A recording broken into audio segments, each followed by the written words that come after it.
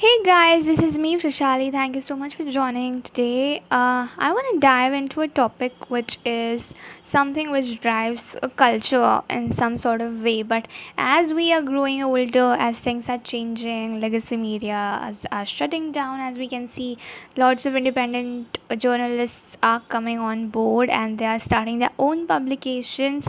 While media houses like Washington Post and America or you know things like Times of India are sort of laying people off, shutting down. Some stuff is getting restructured when it comes to their own management. Like if you could see earlier, Times of India publication now becomes Times Group publication when we purchase any of their publications, any right now, like Femina and Grazia and stuff like that. So I wanted to dive into how magazines shape the culture in some sort of way. So this is just going to be a brief where I'll be rambling about this topic. Okay, and I welcome you on board. Thank you so much for joining. So let's start. I want to first and foremost talk about ads. Right now, what we all know is that ads drives the revenue, and basically, what everybody is doing is that they are selling you something. Okay, selling you something because they want to get the revenue. And as you guys know, print is on decline, but hey, many people love to collect it. Okay, so but when it comes to websites now, the magazines, the print magazines are relying on the website ads also. So many ads these days on websites are now being diverted to video and YouTube these days due to change in landscape, and that is very much what we all notice these days. Okay, so magazines do contribute as the culture meets, okay, at different intersection. Okay, is what I feel. Now, digital publications carry the tide without any doubt. Alright, what happens these days is that we just scroll through Instagram, for example, and that is how we are curating what we want to see. That is the new. Uh, that is the new consumption we are consuming, and that is just what we all know. We all know have noticed rather than purchasing a magazine digitally uh, or even buying anything physically, because Instagram does the job, or Pinterest or anything online does the job, right? So who reads it though, right? Legacy media is going south, as I mentioned earlier. Journalists, contributors, writers could head to get started with independent publications sooner or later. Now it is already happening in America, it might be happening in India too, or it already might have started in India, like starting your own Substack and stuff like that. But here I am right now talking about India magazines and 2024. Okay, so mainly I'll talk of women's magazines here at the moment. Although Pratyogita Darpan and competition success reviews are grabbed a lot more often than those, like, but audience is totally different. So we are gonna take those into consideration. Um, Glossy magazines like uh you know they are there to name a few. Okay, um glossy magazines love glossy shops. Okay, when I used to report for the regional issue for a mag, I was told to snap good luxury store rather than a shop where there were good products, but it didn't make the mark in aesthetic sense. Okay, so editors wants to sell you aesthetic stuff and invite you to a dreamland. That's basically their job.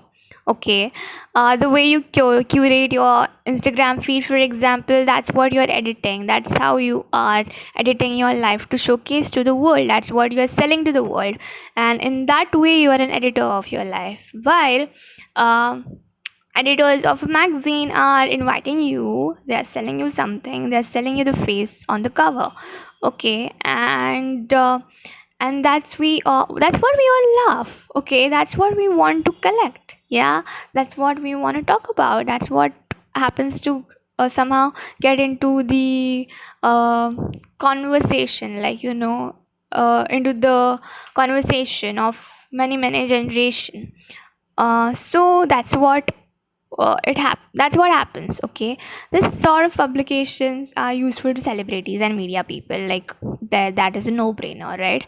Moreover, to platform them on a market and sell whatever they're doing. So basically selling is the thing. Okay, I'm going to see the magazines now, and here we'll start with the one and only Vogue. Then I have many others.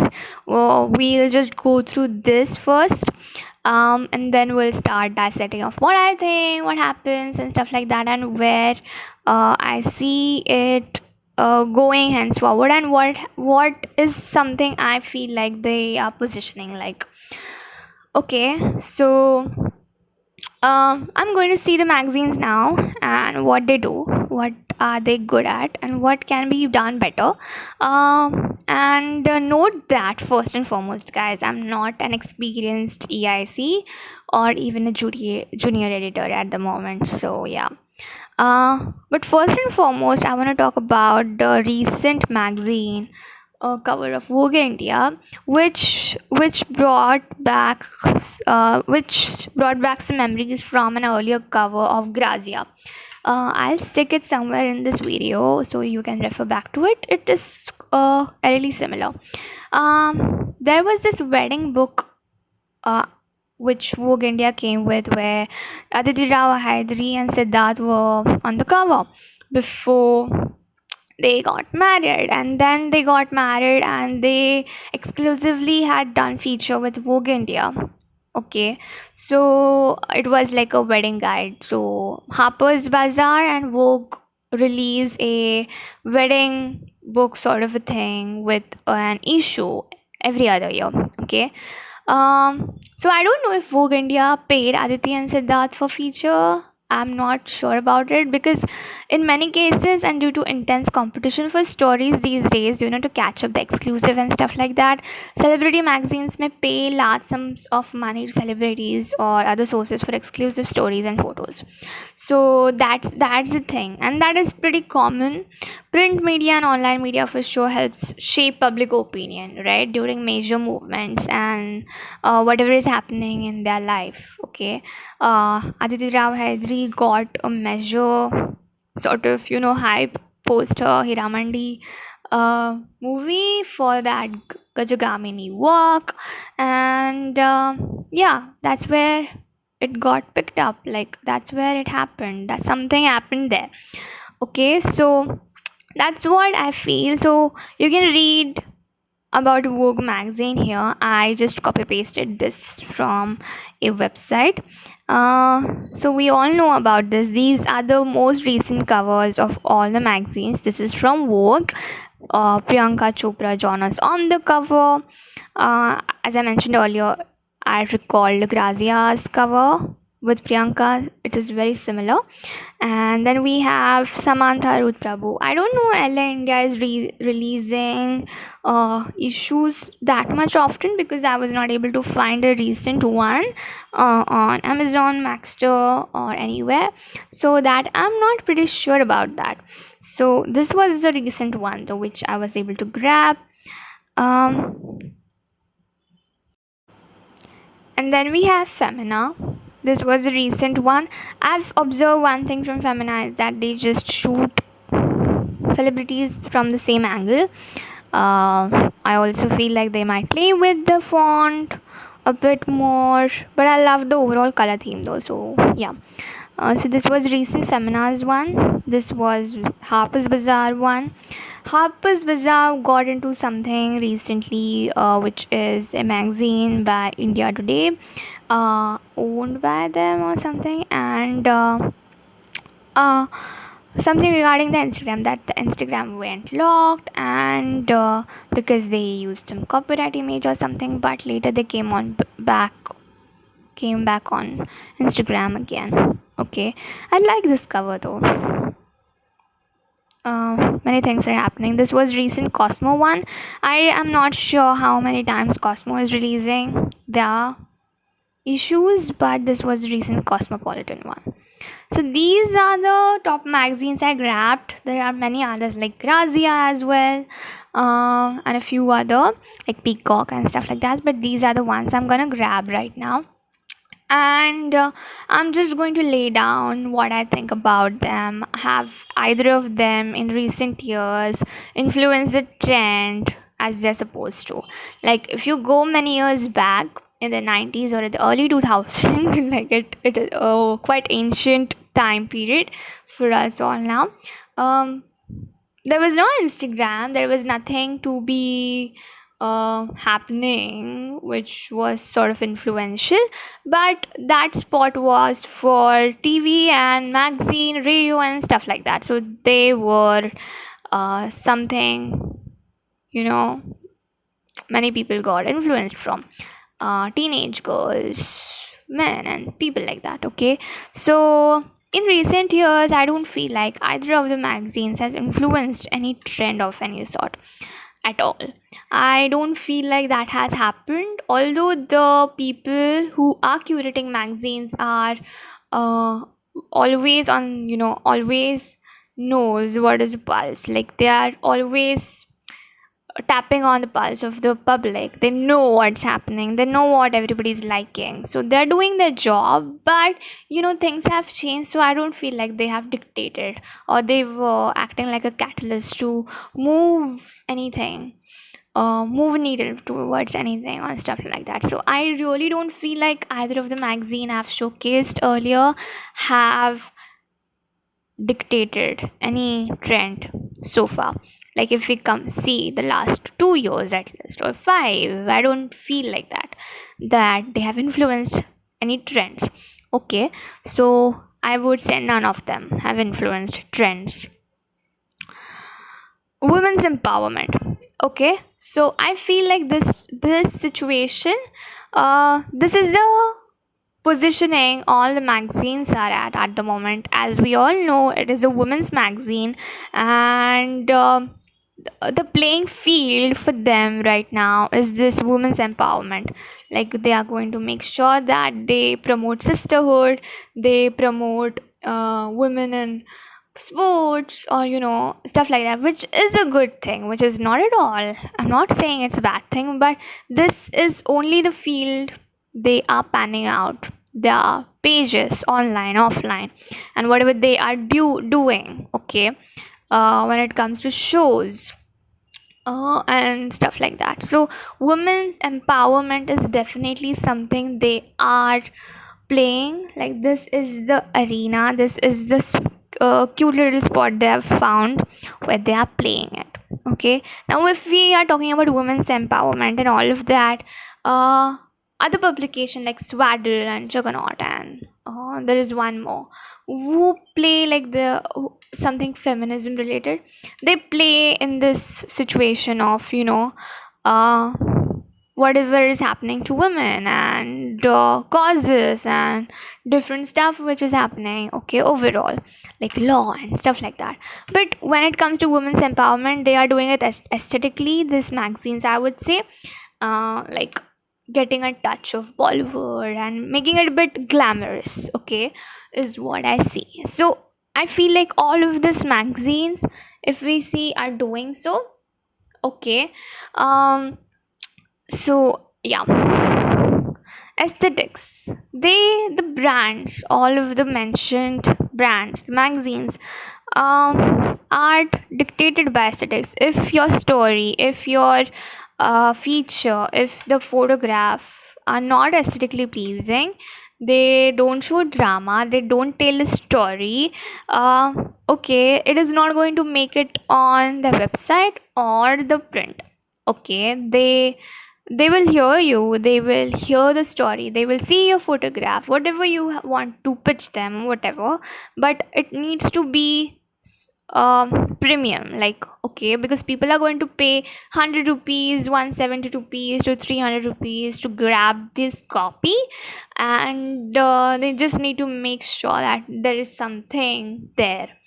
So aesthetics is like top notch. Women's empowerment aesthetics is what I feel they are playing at, because we are so much used to now with the Instagram situation, like Instagram worthy stuff. Even though we have this vada pav ka store which is just for 20 rupees, but there is this insta worthy cafe near our house which is like pink blue with all of those hues, calming hues, and you go there and snap pictures, eat something, and come back home for like 1,000 rupees. Like you purchase something which does not satiate you as much as that 20 rupees vada pav does.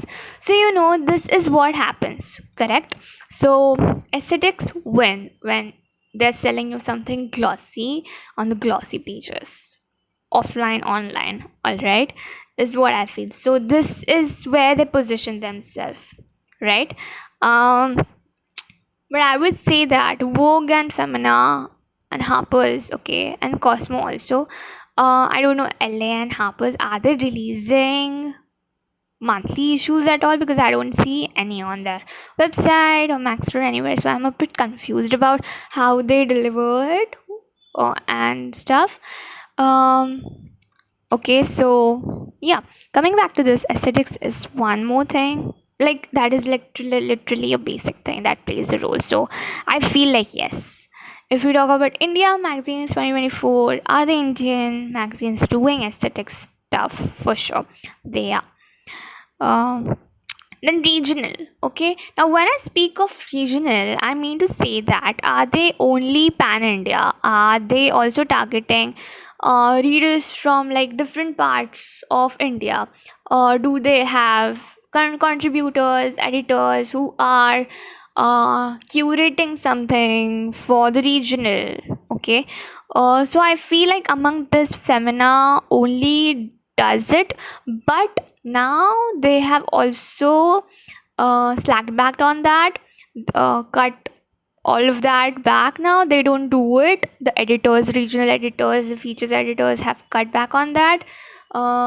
So yeah, Femina used to do it, but now they don't. uh, like they used to cover the regional shops and stuff like that, interviews, but now they have not done it. Okay, so yeah, that's what is declining. But that was also differentiator. That's what I would say for sure. uh okay. uh and then we have iconic covers.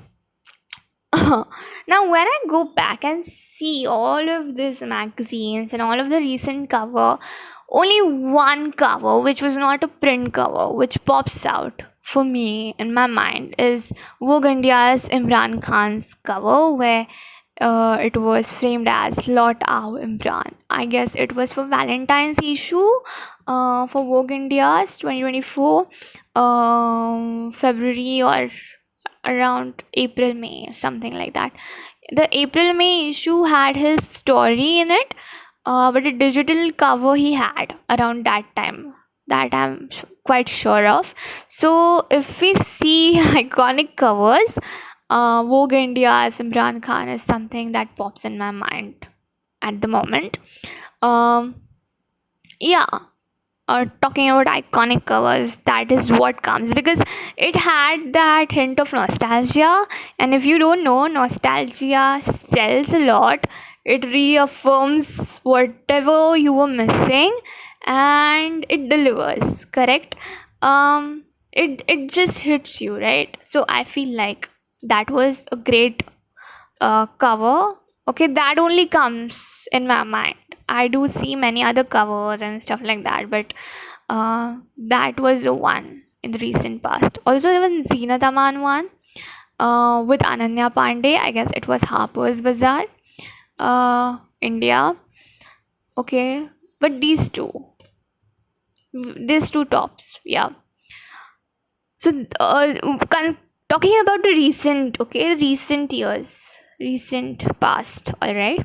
I'm pretty sure there were many others I might not know of, but these are what I want to talk about. Okay, so rise of digital formats is like obvious. It is definitely changing. Okay, um, content strategies are changed. All right. uh, they want stories which can have bite-sized value also. Like for example, you love long form content, but we will also like to make a reel of it. Okay. So we are just going to hit two birds with one stone. All right. You will write 2000 words article, for example, which is banger. Okay, no doubt about it. But content strategies are how can we turn this whatever you have written into a carousel post, and make them swipe at least here if they won't turn pages or read through website. Okay, so that what is happening, that's where the content strategy hits you.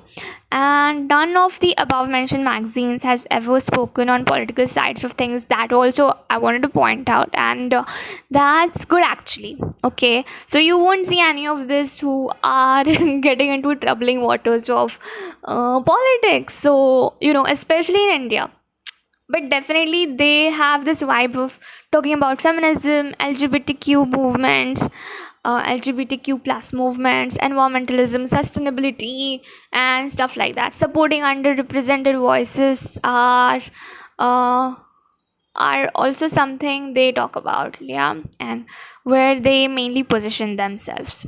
Okay. um Iconic magazine covers that became a part of pop culture conversations, as I spoke here, is a rare event these days. Okay, it doesn't happen that often. Okay, you got have lucky stars, you got to push the right buttons, yeah. So this is what is happening, and despite the decline in print, I would say the legacy of Indian magazine lives on in new media forms for sure. Okay, there are many people who will make sure grab a print copy of this magazine. They love to collect it. That is a very premium. There is goodwill to it, and many people love it. Okay, um, and even I love it. I would love to know how magazines have influenced your perception of Indian culture and what India misses. And does this magazine just, make you feel sort of nostalgic, or they give you some flattering feeling, or what they exactly do to you? Do you connect with any magazine? Are you even aware of they are printing right now? Are you aware of their online presence? I want to know all. How do you consume the magazine situation? Okay, and I want to know how it has influenced you. Okay, in any sort of way, in any point of life, and how you see it changing from your perspective also. Just let me know. I would love to hear more. I might make more videos like this because I like to tap into it a lot. So thanks so much for watching. Take care. Bye.